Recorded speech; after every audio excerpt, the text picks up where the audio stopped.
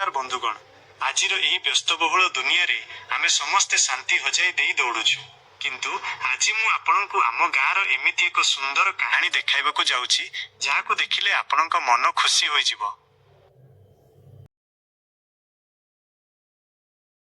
एबे आमे गाँ गली दे जाउछु आगको मु आपनकु जेउ दृश्य देखाइबाकु जाउछि ताहा सतरे बहुत स्पेशल।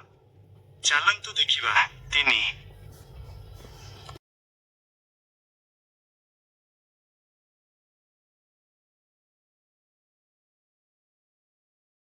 देखंतु बंधुगण एही निष्पाप पशुमानंक प्रति थिबा प्रकृत भल पाइबा केवल आम गाँ गहली रे ही देखिबाकु मिले।